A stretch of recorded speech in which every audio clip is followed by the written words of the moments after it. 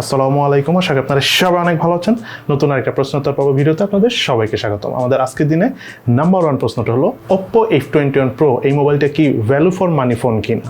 Very interesting একটা প্রশ্ন আপনারা করেছেন। আমি জানি আপনাদের মধ্যে অনেকেরই কনফিউশন বা একটা কোশ্চেন আছে, সেটা হলো Redmi Note 11 এর মতো 16-17 হাজার টাকার ফোন, স্ন্যাপড্রাগন 680 প্রসেসর দিয়ে আনা ফোনটা Oppo F21 Pro তে 28,000 টাকা প্রাইস রেঞ্জে কেন নিয়ে এসেছে? আমি জানি এরকম অনেক প্রশ্ন আছে, অনেক বিষয় আছে, তবে Redmi Note 11 এর থেকে Oppo F21 Pro কিছু জিনিস কিছুটা এগিয়ে থাকবে। ডিসপ্লে বলেন, আদার্স বেশ কিছু বিষয় আছে, বাট মেইন জিনিসটা হলো এই দুটো ফোন আসলে দুই ক্যাটাগরির কাস্টমার বা দুই ক্যাটাগরির মানুষ বা অডিয়েন্সদের জন্য বানানো হয়েছে।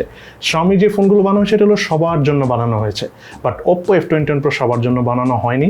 হয়তো আপনারা অলরেডি এই ফোনটার কালার দেখে বুঝে গিয়েছেন যে এই ফোনটা মেইনলি মেয়েদের জন্য টার্গেট করে বানানো হয়েছে, দ্যাটস ওয়াই এটার প্রাইসও বেশি। ইভেন এটাতে যদি MediaTek Helio G35 প্রসেসরও থাকতো, তারপরও এই ফোনটা অনেক হেভি সেল হতো, বিকজ আপনারা বললামই তো আমি এটা মেয়েদের জন্য বানানো ফোন। সো এই ফোনটা নিয়ে আসলে রিসার্চ করে খুব একটা লাভ নেই, খুব কম মানুষই এই ফোনটা কিনবে। দ্যাটস ওয়াই আমরা নিজেরাও রিভিউর মধ্যে বিষয়টা ক্লিয়ার করে বলে দিয়েছি যে এই ফোনটা মেইনলি বানানো হয়েছে যারা গেম কম খেলে বা গেমিংয়ের প্রতি ইন্টারেস্ট নাই বা হালকা পাতলা ফটোগ্রাফি করে, স্পেশালি যারা সেলফি ছবি তুলতে পছন্দ করে তাদের জন্য। ইভেন আপনারা যদি খেয়াল করে দেখেন এই ফোনটাতে বারবার একটা জিনিসই বলা হচ্ছে যে ওয়ার্ল্ডের one of the best selfie camera তারা ইউজ করেছে। এই ফোনে কিন্তু মাইক্রো ক্যামেরা ইউজ করেছে, বাট সেটাকে কিন্তু কেউ ফোকাস করে নাই। Oppo কিন্তু ফোকাস করেনি। অনেকে রিভিউ করার সময় তারা ফোকাস করেছে, তাদের কাছে ভালো লেগেছে, কিন্তু Oppo কিন্তু মাইক্রো ক্যামেরা ফোকাস করে না। Oppo অলওয়েজ ফোকাস করে সেলফি এক্সপার্ট হিসাবে। সো এবং এই ফোনটা সেলফি ক্যামেরা যথেষ্ট ভালো বলতে কি, সেলফি ক্যামেরাতে ছবি তোলার পর ব্যাকগ্রাউন্ড প্রসেসিংটা বেশ ভালোভাবে করতে পারে এবং আপনাদের কাছে ওভারঅল অনেকেরই ভালো লাগবে। এবং বললামই তো মেয়েদের ফোন, মেয়েদের কাছে এটা ভালো লাগবে। আরও লো কনফিগারেশন আসলেও এই ফোনটা সেল হয়তো বা আগামীতে হবে। আরেকটা ইন্টারেস্টিং বিষয় হলো এইসব বিষয় নিয়ে আমরা বললেও কোনো লাভ নেই, এবং আমরা বললেও যে মানুষ ফোন কিনবে না, তা আবার Oppo F21 Pro মতো এরকম আউটলুক আলা ফোন সেটাও হবে না। দ্যাটস আসলে আমরা এই ফোন নিয়ে অনেক বেশি ডিপলি কোনো কথা বলিনি, কিন্তু এই ফোনটা যদি সবার জন্য আনা হতো তাহলে শুধু প্রসেসর দিয়ে আমরা হয়তো বা অনেক কিছু সেদিন রিভিউ ভিডিওতে বলতে পারতাম। যেন আমাদের আজকের দিনে সেকেন্ড প্রশ্নটা হলো Narzo 50 ফোনটা কি মার্কেট আউট কিনা? খুব সুন্দর একটা প্রশ্ন আসলে, Narzo 50 ফোনটা মার্কেট আউট কিনা। আর সত্যি কথা বলতে দারাজে এই ফোনটা মোস্ট প্রবাবলি 15,600 বা 15,500 এরকম একটা প্রাইস রেঞ্জে ফোনটা লঞ্চ হওয়ার কথা ছিল।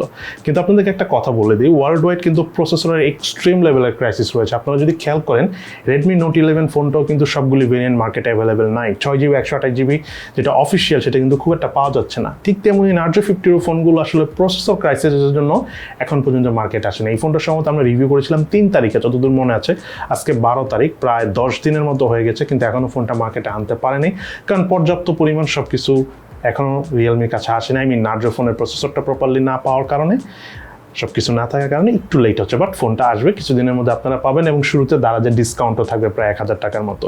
দেন এরপরের প্রশ্নটা হলো Poco X3 Pro versus Poco F3 কোন ফোনটা সেরা? দুটো ফোনের মধ্যে আসলে উইদাউট এনি ডাউট Poco F3টাই সেরা। Poco X3 Proটার দাম Poco F3 থেকে এখন 3-4 হাজার টাকা কম। Poco X3 সম্ভবত 20 থেকে 22 বা 23-24 হাজার টাকা পাওয়া যাচ্ছে। Poco F3টা যেহেতু দুইটাই আনঅফিসিয়াল ফোন, 27 থেকে 30 হাজার টাকার মধ্যে পাওয়া যাচ্ছে। বাট দুটো ফোনের মধ্যে overall Poco F3 camera performance অনেকই ভালো। আর একটা জিনিস কি, Poco X3 Pro এই ফোনটা একটু বেশি বড়।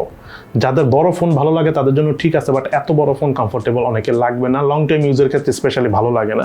সো যদি সম্ভব হয়, লাগে আপনি আরও কিছুদিন ওয়েট করুন, লাগে 1 মাস পরে যে আপনি আরও কিছু টাকা পয়সা জমিয়ে Poco F3 ফোনটাই কিনুন। এবং আরও একটা জিনিস ক্লিয়ার করে দিই, Poco F3টাই কিনবেন, ঠিক আছে? আবার Mi 11X ওই ফোনটা কিনবেন না, কারণ Mi 11X এর থেকে Poco F3 ওভারঅল পারফরমেন্স যথেষ্ট ভালো। Mi 11X Poco F3-ই ইন্ডিয়ান ভেরিয়েন্ট, যেটা অবশ্য বাংলাদেশে অফিসিয়ালি পাওয়া যায়। এখনও মার্কেটে আছে কিনা আমি ঠিক ক্লিয়ারলি বলতে পারবো না, বাট আপনাদেরকে আমি আবার ক্লিয়ার করে বলে দিচ্ছি, Poco X3 Proটা না কিনে কিছুদিন ওয়েট করে টাকা জমিয়ে Poco F3টাই কিনবেন এবং Mi 11X ফোনটা নিয়েন না।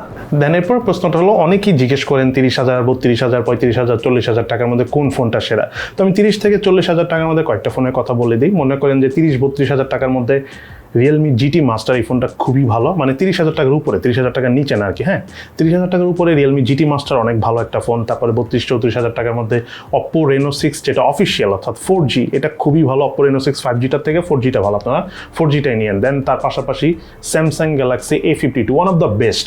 মানে এই প্রাইস রেঞ্জে ক্যামেরার মধ্যে ফ্রন্ট ক্যামেরা বলেন, সেলফি ক্যামেরা বলেন, বা ব্যাক প্যানেলে রিয়ার প্যানেলের ক্যামেরা বলেন, পোর্ট্রেট মোড বলেন, ইভেন ভিডিও রেকর্ডিং বলেন, এই ফোনের ধারে কাছে কোনো ফোন নাই। সো ক্যামেরা কেন্দ্রিক ফোন ফোন হিসেবে স্যামসাং গ্যালাক্সি A52 খুবই ভালো। গেমিংটা মোটামুটি স্ন্যাপড্রাগনের 720G প্রসেসর, গেমিংয়ের জন্য অনেকের আবার স্যামসাং ফোন খুব একটা পছন্দ না, সো সেটা আপনাদের উপর আমি ছেড়ে দিলাম।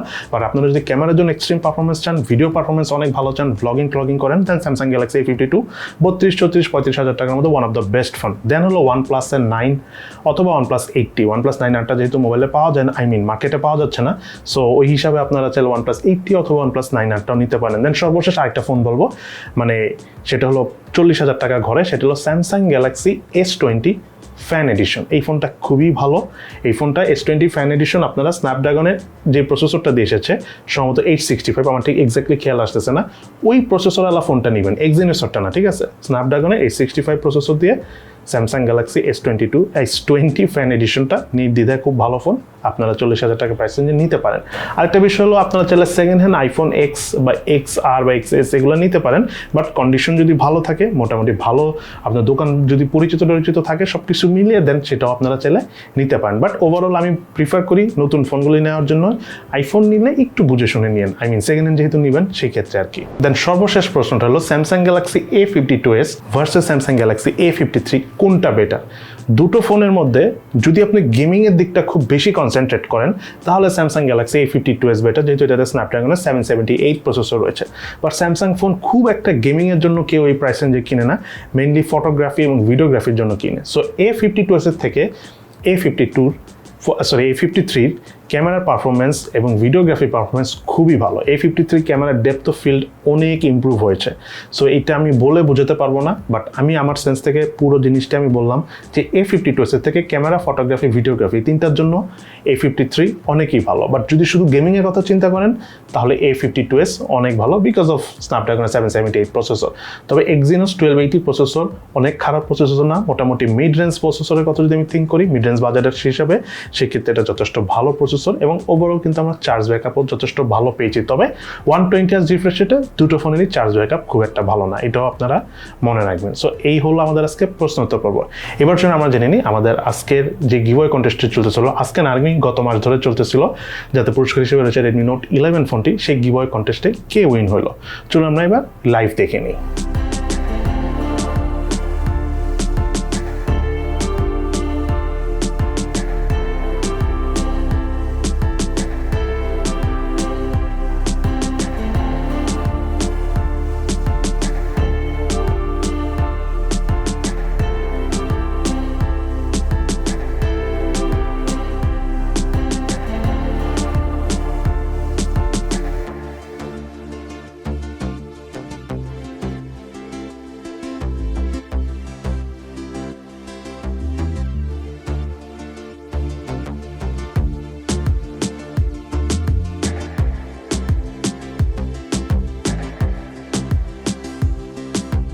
কনগ্রাচুলেশন রনি আহমেদ রাজ ভাই আপনাকে। আপনি আমাদের ইনস্টাগ্রাম পেজে অ্যাজ আর্লি অ্যাজ পসিবল যোগাযোগ করুন, সেখান থেকে আপনার সাথে পরবর্তীতে যোগাযোগ করে আপনার যে পুরস্কারটি রয়েছে Redmi Note 11 ফোনটি, সেটি পাঠিয়ে দেওয়া হবে আপনার ঠিকানায়। সো সবাই ভালো থাকেন, সুস্থ থাকেন, ইনশাল্লাহ দেখা হবে ফিউচারে।